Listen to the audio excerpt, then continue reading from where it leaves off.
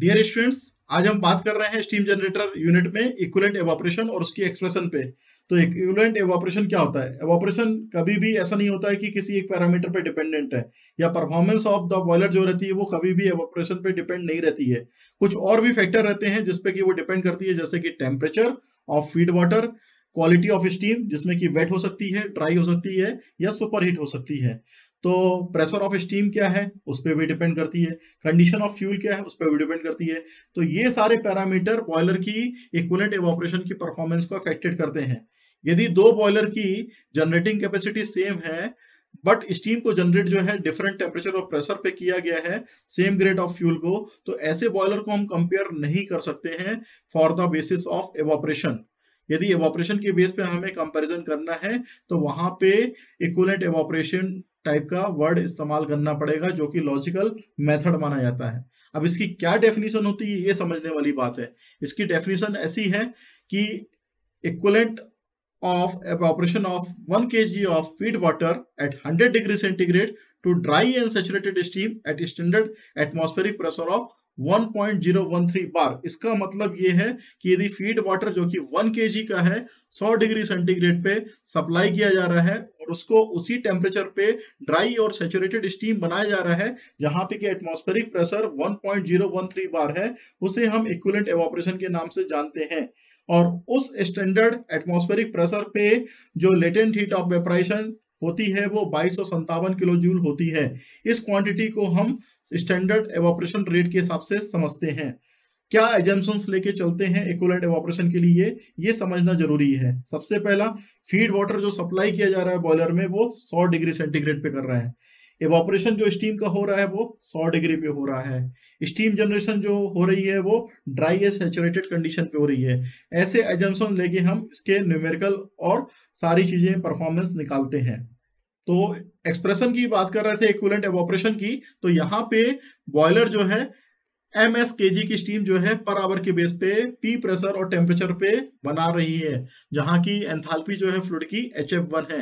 तो कुछ पैरामीटर को यहाँ पे लेके काम करेंगे, जैसे कि स्मॉल टी जो है टेम्परेचर ऑफ फीड वाटर है, तो ये हमें लेना पड़ेगा क्योंकि हमें एक्सप्रेशन करना है। तो ये टेम्परेचर ऑफ फीड वाटर है, इसे स्मॉल टी से हम रिप्रेजेंट करते हैं और ये डिग्री सेंटीग्रेड में रहता है। HF1 की जो वैल्यू है ये कहलाती है एंथैल्पी ऑफ फीड वाटर। जितना पानी सप्लाई किया जा रहा है बॉयलर के अंदर उसकी एंथैल्पी होती है, तो उसे हम एंथैल्पी ऑफ फीड वाटर के नाम से जानते हैं, जिससे कि हम सेंसिबल हीट भी कई टर्म्स में बोल देते हैं। साथ ही साथ में इसकी जो वैल्यू है वो टेम्परेचर बेस्ड स्टीम टेबल पे देखी जाती है। करस्पॉन्डिंगली जितना भी टेम्परेचर दिया रहेगा वो टेम्परेचर बेस्ड स्टीम टेबल पे HF1 की वैल्यू रीड कर लेंगे।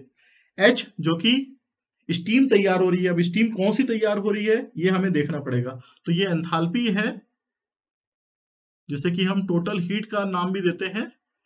तो टोटल हीट जो है ये स्टीम की है, यानी कि एंथैल्पी ऑफ स्टीम है, ये किलो जूल पर केजी में ही रहती है। और particular pressure at a particular pressure पे हम इसकी स्टीम टेबल से वैल्यू को रीड करते हैं। तो कितनी वैल्यू है? H is equal to HF plus HFG, ये रहेगी ड्राई सैचुरेटेड स्टीम के लिए। और ड्राई सैचुरेटेड स्टीम, दूसरा हमारे पास रहता है H is equal to HF plus X HFG, ये रहता है वेट स्टीम के लिए। तीसरी कंडीशन होती है सुपर हीट की, तो यहाँ पे H is equal to HF plus HFG plus CP super heated, जिसे हम जानते हैं, multiply by T super heated minus of T saturation. तो T सुपर हीटेड और T सैचुरेशन का जो डिफरेंस है ये डिग्री ऑफ सुपर हीट कहलाता है। इसको बोलते हैं डिग्री ऑफ सुपर हीट। इसका इस्तेमाल करते हैं जब सुपर हीटेड स्टीम हम प्रोड्यूस कर रहे हैं। तो अब कितनी हीट रिक्वायर्ड है to evaporate ms kg of water के लिए, ये हम देख लेते हैं। तो हीट रिक्वायर्ड टू एवापोरेट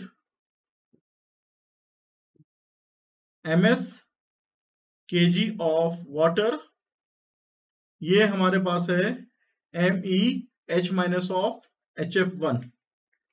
तो इक्विवेलेंट एवापोरेशन जो हमारे लिए फार्मूला एक्सप्रेशन रहता है, उसके लिए यहाँ पे हम लिखेंगे Me H minus of HF1 upon 2257 ये रहेगा। साथ ही साथ में कुछ फैक्टर ऑफ एवापोरेशन की बात करते हैं, तो फैक्टर ऑफ एवापोरेशन जो होता है Fe के नाम से जाना जाता है, जिसे बोलते हैं H minus of HF1 upon 2257। और साथ में जो Me है ये इक्विवेलेंट मास है, इसकी सबसे ज्यादा जरूरत पड़ेगी। ये इक्विवेलेंट मास जो रहता है Ms अपॉन Mf के रेशियो के बराबर रहता है, यानी कि kg पर kg ऑफ फ्यूल बर्न, कितना फ्यूल बर्न किया गया उसके हिसाब से इसकी रेटिंग की जाती है।